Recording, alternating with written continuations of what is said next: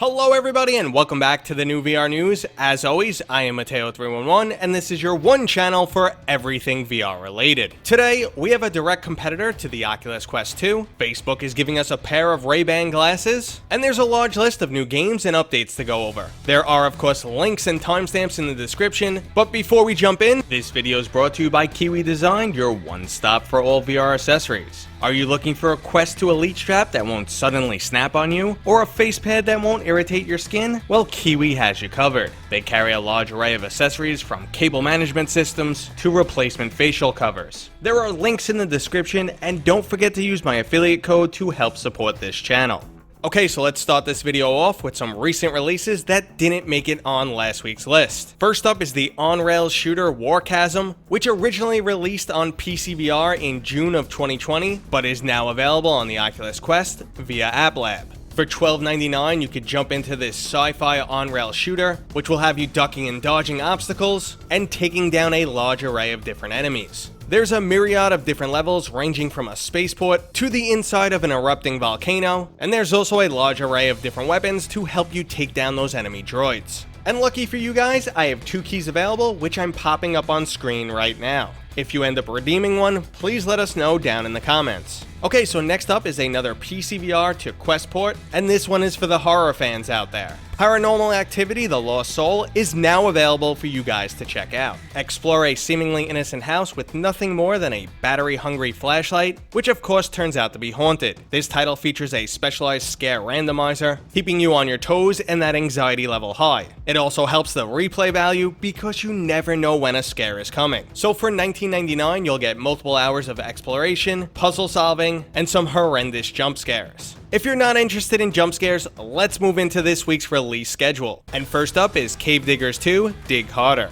Releasing tomorrow in early access for PC VR, Cave Diggers allows up to 4 players to claim a mountain and begin its excavation. You'll mine, loot, and upgrade your tools and weapons throughout procedurally generated levels, and also engage in some close quarter combat. The original title released back in May of 2018 and has mixed reviews on Steam, so let's hope they made some improvements for Cave Diggers 2. Also releasing for PC VR on September 15th is The Table of Tales: The Crooked Crown. The Crooked Crown is an RPG tabletop narrative-driven experience. This title is playable in both flat screen and VR mode, but watching the tabletop come to life is something you want to experience in VR. The game features tactical turn-based combat, utilizing both dice and cards. There's 4 separate scoundrels with unique abilities to choose from, and the game is designed to elicit some tabletop nostalgia. That sounds right up my alley, so I'm gonna have to go ahead and check this one out. Speaking of checking out, I will of course be jumping into Star Wars: Tales from the Galaxy's Edge: Last Call. This title's also releasing on September 15th.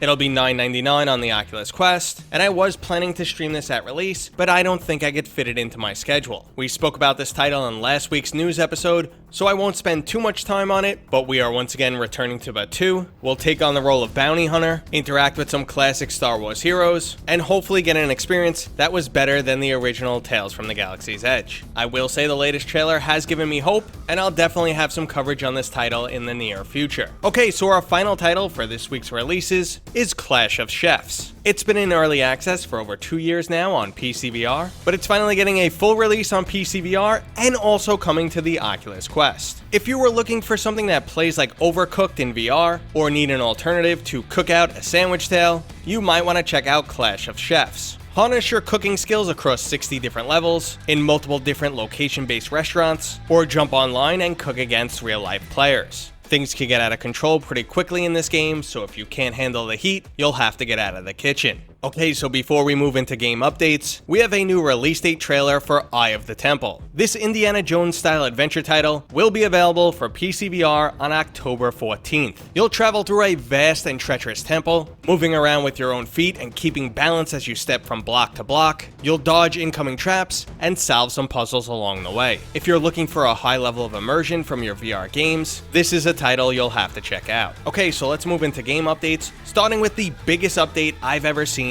and that's the new Space Pirate Arena. This is an absolutely game-changing experience, but not everyone's happy about it. This update allows you to turn a 30-foot by 30-foot play space into your own personal 1v1 arena. Now you can do that with 2 players in the same location or over the internet. The only problem is, not many people have that much space available. This has led to some users review bombing Space Pirate Trainer. They're going on to the Oculus store page and either giving the game a 1-star review or changing their existing reviews. The developers have created something entirely new, a game-changing experience. And while it stinks not everyone has access to it, it's also completely free for people who already own the game. Hostile actions like this are going to prevent developers from going out on a limb. If you just want to see the same game get made over and over again with no innovation in the industry, well, this is how you do it, guys. Thanks. Moving on to some other great updates, Arashi Castle of Sins now has patch 1.3. This addresses one of my biggest issues when I played the game, namely the dated graphics. The game has now been optimized for PlayStation 5 and PlayStation 4 Pro owners, significantly increasing the resolution, anti-aliasing, draw distance, shadows, and improving the overall stability. I'm yet to complete this game, but now I'm happy to jump back in and play those last 2 levels with some increased clarity.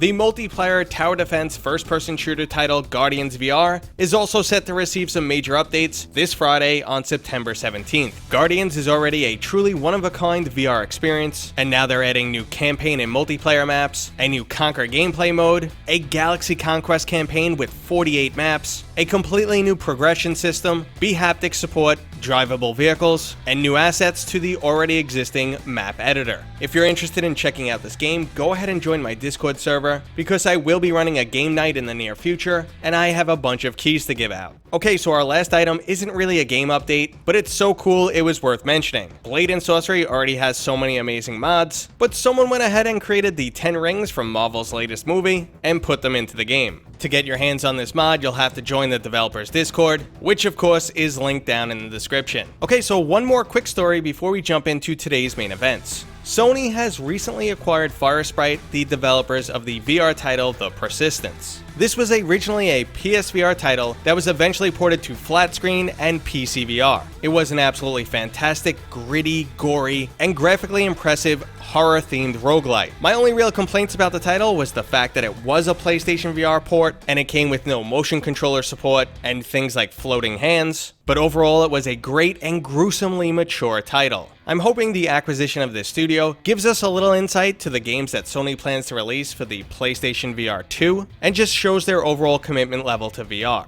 I'm completely ready for Sony to deliver us some amazing VR titles. Okay, so let's move on into some new hardware, and Facebook is giving us some Ray-Ban glasses. Now these are not AR glasses. What we are getting is some basic style glasses, so no futuristic cyberpunk craziness here. They come embedded with 3 microphones, 2 cameras, and some headphones. For $299, you get the ability to capture 30 seconds of first-person video, and they'll also be able to pair with your phone and perform tasks like other voice assistant applications. Now this does of course raise some privacy red flags, because Facebook may soon have hundreds of people walking the streets with microphones and cameras on their face. I'm not going to jump into that topic and just hope Facebook does the right thing, and while I am interested in this device, the main reason why I'm not picking one up is I don't really have a use case for it. I barely ever leave the house anymore and don't know what human interactions are even like. If I'm going to start recording with my video glasses, the only thing you'll see is my computer screen. While we're on the topic of Facebook, I want to mention a really cool update that is on the way for the Oculus Quest. The Guardian system, which lets you know if you're going to walk into a wall, is going to be updated into the Space Sense system. This will let you know if anyone enters your play space and give you a visual of what's going on. To be honest, this is a long overdue feature. Ever since I heard the original HTC Vive had cameras on the front, I thought that's what they were going to be used for. Well, 5+ years later, the Oculus Quest is finally giving us this feature. Now, unlike those Ray-Ban glasses, the product I am interested in getting my hands on is the Lynx-R1.